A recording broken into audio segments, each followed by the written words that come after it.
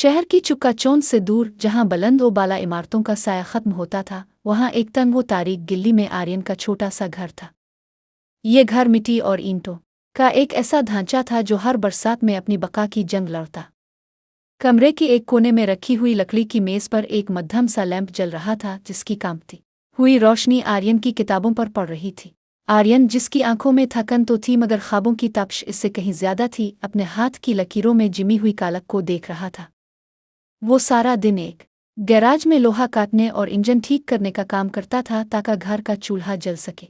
आर्यन, बेटा, एक नहीफ सी आवाज़ कमरे में गूंजी। आर्यन ने फौरन किताब बंद की और अपने बाबा की चारपाई के पास जा बैठा। इसके वालिद, जो कभी एक कपड़े की फैक्ट्री में फोरमैन थे, अब दमे के मरीज बनकर बिस्तर से लग गए थे।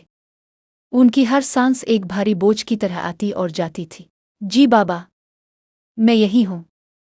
आपने दवाई ली? आर्यन ने उनका हाथ थामते हुए पूछा। उनका हाथ बहुत ठंडा था। बेटा, मेरी फिक्र छोड़, अपनी पढ़ाई पर ध्यान दे। मैं नहीं चाहता कि मेरी तरह तुम भी अपनी पूरी जिंदगी दूसरों की गुलामी और इस गरीबी की नज़र कर दो, बाबा ने खांसते हुए कहा। उनकी आंखों में अपने बेटे के लिए फिक्र और एक बेबसी झलक रही थी। आर्यन ने जबरदस्ती एक मुस्कुराहट अपने चेहरे पर सजाई।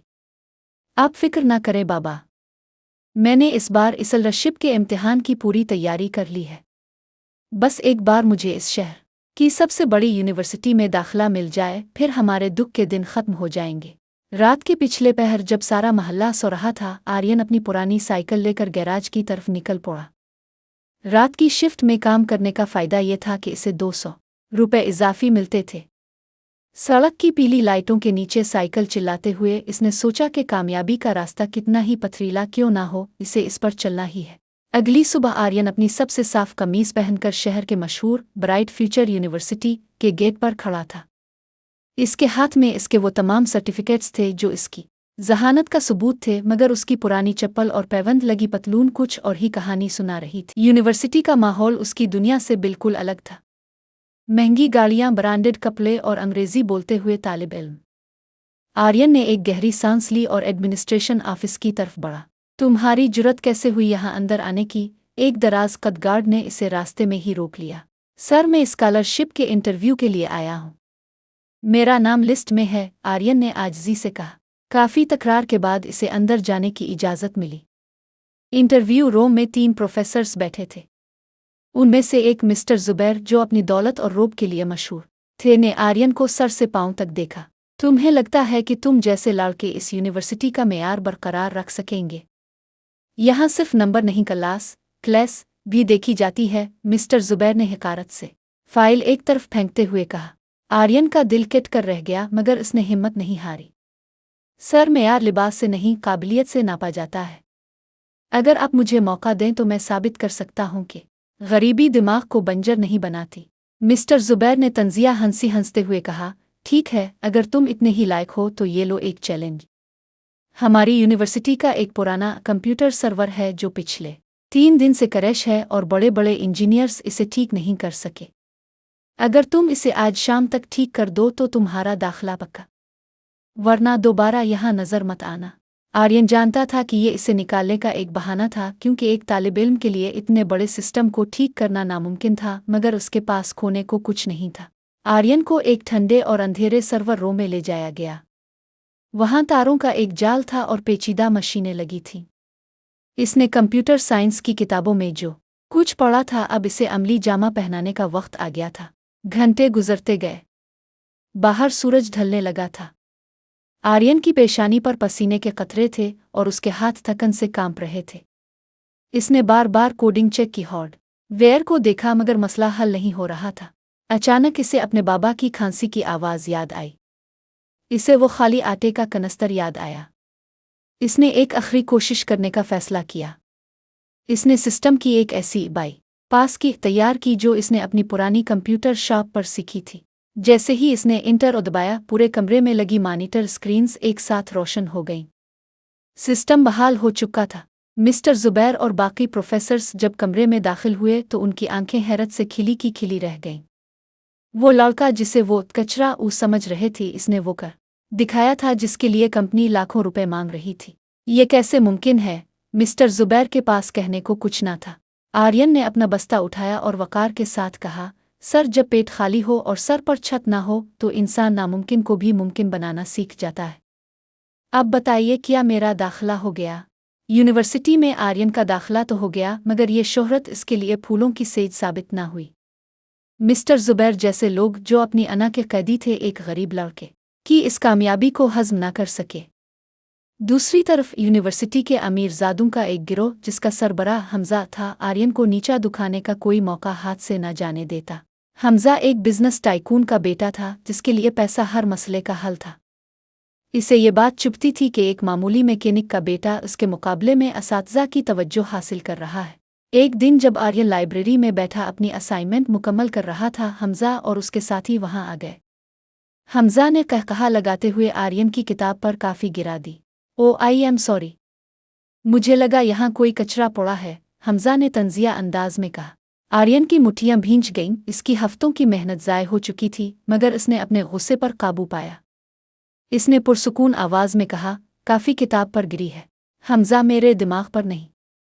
ये असाइनमेंट में दोबारा लिख लूँगा, लेकिन जो तुमने अभी किया वो तुम्हारी शख्सियत पर एक धब्बा है जो शायद कभी ना धुले। हमजा का चेहरा गुस्से से सुर्ख हो गया, मगर लाइब्रेरियन की मौजूदगी की वजह से वो कुछ ना कर सका और वहाँ से बड़बड़ाता हुआ निकल गई। हमजा, मेरे बाबा ने मुझे गरीब ज़रूर पाला है, मगर बेगैरत नहीं। अगर मैंने आज अपनी ईमानदारी बीच दी तो मेरे बाबा ठीक तो हो जाएंगे, मगर वो अपने बेटे की नज़रों में मर जाएंगे। मुझे तुम्हारे गंदे पैसों की ज़रूरत नहीं है। आर्यन वहाँ से निकल आया, मगर इसे नहीं मालूम था कि हमजा इस इनकार को इतनी आसानी से मुआफ़ नहीं करेगा। अगले दिन जब आर्यन इम्तिहान देने हाल पहुंचा तो वहां पहले से पुलिस मौजूद थी। मिस्टर जुबैर ने आर्यन की तरफ इशारा करते हुए कहा, यही है वो लड़का। हमें इत्तला मिली है कि इसने कल रात लैब में घुसकर पेपर चोरी करने की कोशिश की है। आर्यन के पैरों तले से ज़मीन निकल गई। ये झूठ है, मैंने ऐसा कुछ नहीं किया। पुलिस ने जब आर्यन के बैग की तलाशी ली तो इसमें से वो 50,000 रुपये बरामद हुए जो हमजा ने इसे ऑफर किए थे। हमजा ने बड़ी सफाई से वो पैसे आर्यन के बैग में डलवाए थे और सीसीटीवी कैमरों की फुटेज में आर्यन का रात के वक्त लैब में आना रिकॉर्ड हो चुका था। आर्यन को हथकड़ियां लगा दी गईं। इसे यूनिवर्सिटी से निकाल दिया गया और उस पर चोरी का मुकदमा दर्ज हो गया। जब वो जेल की काल कोठरी में बैठा था, इसे सिर्फ एक ही फिक्र खाए जा रही थी, अब बाबा का क्या होगा। लेकिन इसे ये नहीं मालूम था कि सच्चाई की जड़ें बहुत गहरी होती है। जेल के अंधेरे में इसे एक ऐसा इंसान मिला जो खुद भी इसी निज़ाम का सताया हुआ था, मगर इसके पास एक ऐसा राज था जो आर्यन की तकदीर बदल सकता था। आर्यन की जिंदगी अब अपनी बदतरीन नहज पर थी। जेल की सलाखें और बेगुनाही का दाग इसे तोड़ने के लिए काफ़ी थे, मगर कुदरत ने इसके लिए कुछ और ही सोच रखा था। जेल की इस छोटी सी कोठरी में आर्यन के साथ एक मुअम्मर शख्स कैद था, जिसका नाम सरमद था। सरमद खामोश तब इंसान था, मगर उसकी आंखों में बिला की जहानत थी। जब इसने आर्यन को दीवार से सर टिकाए सिसकते देखा तो इसने खामोशी तोड़ी। बेटा, आंसू बहाने से जंजीरें नहीं टूट। जंजीरें तोड़ने के लिए दिमाग का इस्तेमाल करना पड़ता है। आर्यन ने दुख भरी नज़रों से इसे देखा और अपनी पूरी कहानी सुना दी। सरमद ने मुस्करा कर कहा, मैं भी एक ज़माने में इसी कंपनी का चीफ सॉफ्टवेयर आर्किटेक्ट था, जिसे अब मिस्टर जुबैर और हमजा के बाप चला रहे हैं।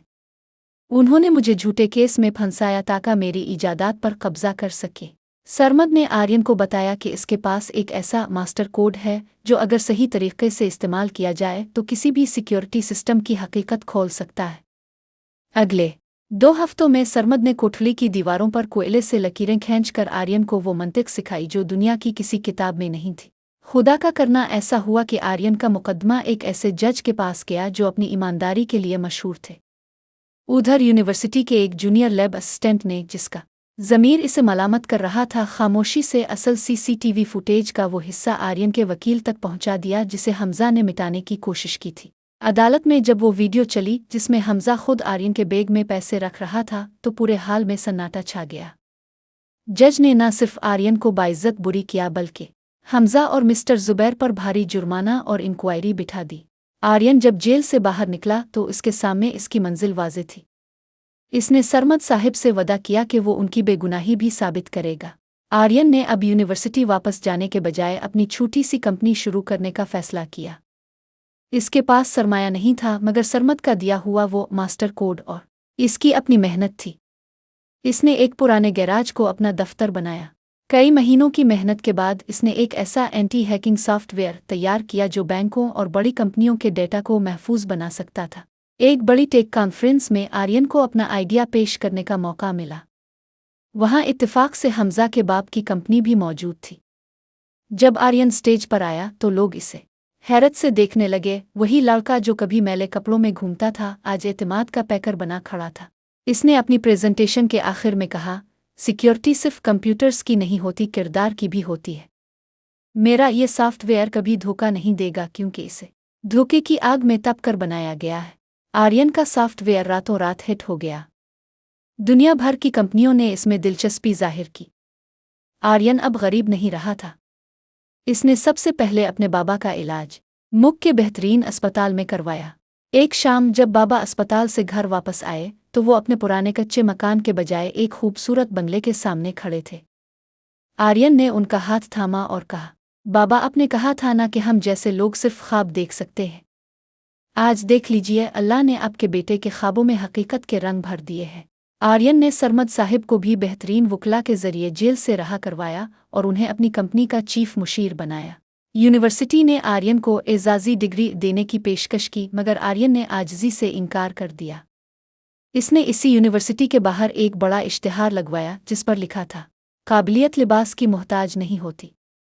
अगर आपके पास हुनर है तो दुनिया आपके कदमों में होगी। आर्यन की जिंदगी अब उन लाखों नौजवानों के लिए मिसाल थी जो गरीबी को अपनी मंजिल की रुकावट समझते थे।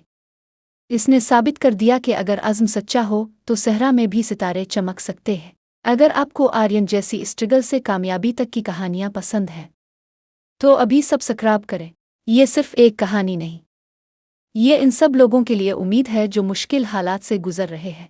अगर आप भी कभी गिरे हो, ये कहानी आपको अलिफाटे न सिखाएगी। अगर आप हार मान चुके हो, ये कहानी आपको फिर से लड़ना सिखाएगी। कमेंट्स में ज़रूर लिखें, मैं हार नहीं मानूंगा। वीडियो पसंद आए तो लाइक करें और शेयर करें। यहाँ हर कहानी आपको अंदर से मजबूत बनाने के लिए है। अभी सब्सक्राइब करें क्योंकि अगली कहानी आपकी ज़िंदगी बदल सकती है।